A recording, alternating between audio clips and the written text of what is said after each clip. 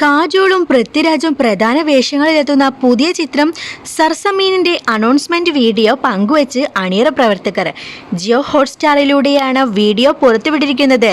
Chaos Irani സംവിധാനം ചെയ്യുന്ന ചിത്രം ധർമ്മ പ്രൊഡക്ഷൻസ് ആണ് നിർമ്മിക്കുന്നത്. ജൂലൈ 25-നാണ് സിനിമ റിലീസ് ചെയ്യുന്നത്. 1 മിനിറ്റിലധികം ദൈർഘ്യമുള്ള വീഡിയോയിൽ പൃഥ്വിരാജിനേക്കാൾ അത്ഭുതപ്പെടുത്തിയിരിക്കുന്നത് സെയ്ഫ് അലി ഖാന്റെ മകനായ ഇബ്രാഹിമാണ്. സിനിമയിൽ വില്ലൻ വേഷത്തിലാണ് ഇബ്രാഹിം എത്തുന്നത്. നദാനിയാൻ എന്ന ചിത്രത്തിലൂടെയായിരുന്നു ഇബ്രാഹിം വെള്ളിത്തിരയിൽ അരങ്ങേറ്റം കുറിച്ചിരുന്നത്. ഈ സിനിമയുടെ റിലീസിന് പിന്നാലെ ഇബ്രാഹിമിന് ലഭിച്ചത് വമ്പൻ ട്രോളുകളാണ്. ഇവന് അഭിനയിക്കാൻ അറിയില്ലെന്ന് വരെ സോഷ്യൽ മീഡിയയിൽ വിമർശനം ഉയർന്നിരുന്നു. എന്നാൽ സർസമീന്റെ ഫസ്റ്റ് ലുക്കിന് പിന്നാലെ കിളി പോയി ഇരിക്കുകയാണ് പ്രേക്ഷകർ. ഗെറ്റപ്പിലും കാഴ്ചയിലും എല്ലാം തികഞ്ഞ വില്ലൻ എന്നാണ് ഇബ്രാഹിമിനെ പ്രേക്ഷകർ പറയുന്നത്.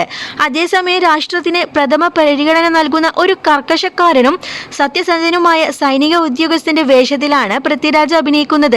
കഥ നടക്കുന്നത് ജമ്മു കാശ്മീരിലാണെന്നാണ് അനൗൺസ് വീഡിയോ നൽകുന്ന സൂചന. ജന്മനാടിന്റെ സുരക്ഷയേക്കാൾ വലുതായി ഒന്നുമില്ല എന്ന പൃഥ്വിരാജിന്റെ ഡയലോഗും വീഡിയോയിലുണ്ട്. ചിത്രം ഒരു ആക്ഷൻ ത്രില്ലർ ആയിരിക്കുമെന്നാണ് വ്യക്തമാണ്.